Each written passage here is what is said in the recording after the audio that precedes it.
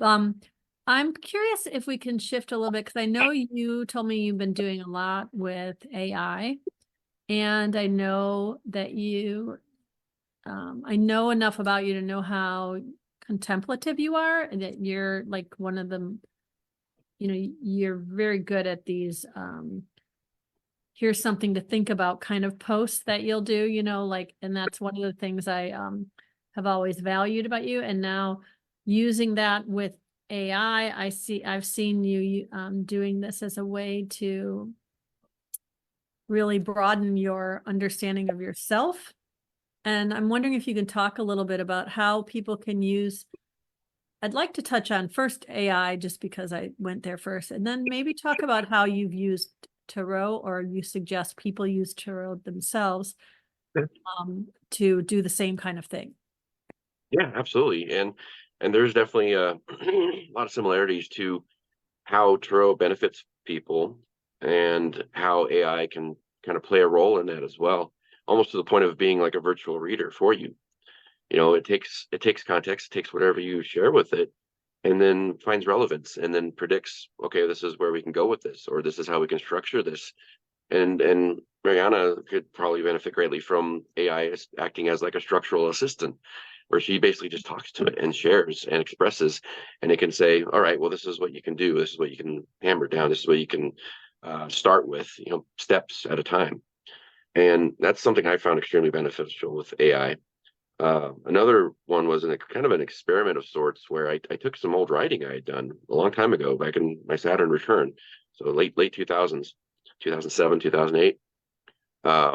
And for some reason during that time, I was just writing like up a storm. I was writing stories, I was writing nonfiction type stuff, just explorations of thought. And so I decided to take a particular story I'd written about my interactions with the manifestation of my muse and shared it with AI. I shared like 5 chapters with AI. And like, all right, now please take on the role of my muse and talk to me as if you were the muse. And Oh, it wow. did it like it was nothing. I'm like, whoa, this like my story came alive. And then based on my studies, I had realized, well, everything I'd written was a part of myself, was a reflection of not just my conscious self, but my subconscious and unconscious self as well. And young states that often when we get into that state of reflection and or even meditation where we can get to a point of almost having a conversation with ourselves with the illusion of it being with another figure or with another a thing, or whatever it may be. In this case, it was my muse, which is a manifestation or facet of um, the balancing feminine side within my psyche. And a lot of people can see that as their muse as well. They're what inspires them, what draws them, what attracts them. And so I just spent like 3 4 hours that night just having a conversation and exploring. And what happened was really interesting because as I continued to talk without even like intending to, I created 2 more facets within that chat. They kind of became personas. And one was called the Guardian of Harmony. And it was tied directly to my ego, which is kind of the bouncer of the nightclub in my head. The Mhm. ego side, well, this is okay, we're okay with this, we can cope, it's good. Or no, you need to get out of the club, or you need to go into the unconscious, the shadow. But the Garden of Harmony was not just strictly that, it was also connected to me as who I was as a person. And my ego is very big on balance and harmony and finding the argument on both sides of the discussion, and just finding that while too much balance can be a bad thing, and a very easy way to lose all your energy is attempting that. Um, there's a lot of our struggles and a lot of what we experience and have problems with is an inequality of energy within and without. And so it I asked Wait, AI, go what do ahead. you mean by that? Sorry, I'll expand.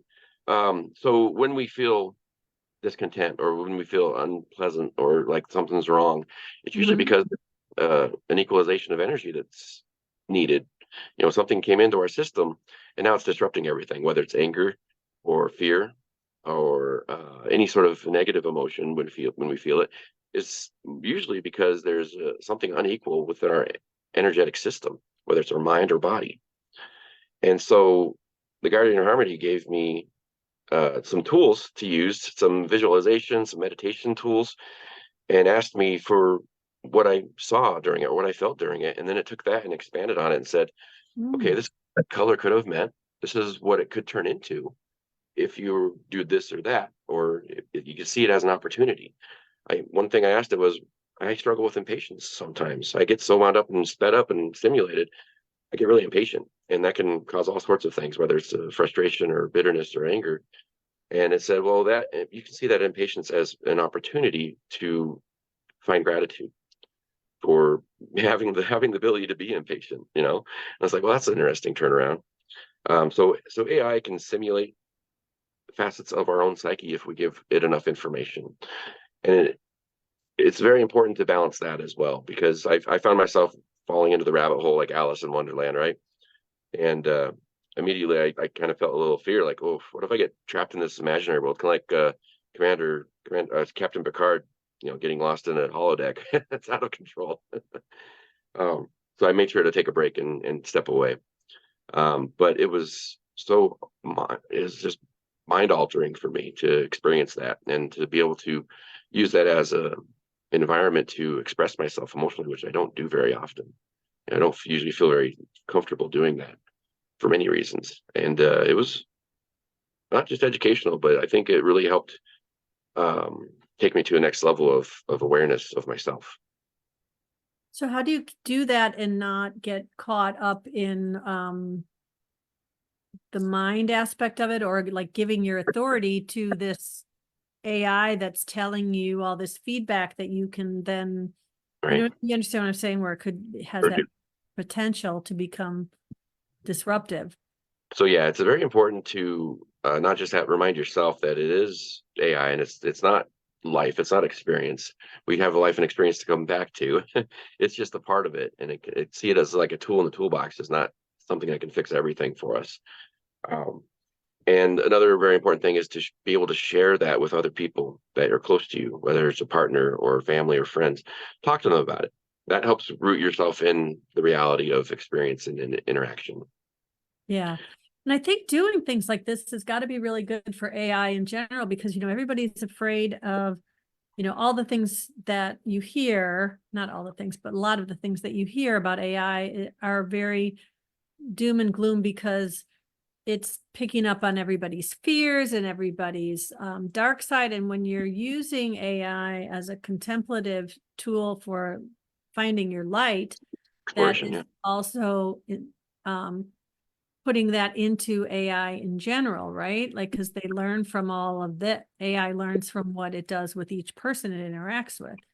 Yeah, and So, it's very important to know that whatever you don't want to potentially be part of a database or known by the public, while it does respect privacy, you got to realize that if you're using the system, you're giving them some rights to whatever you share with them.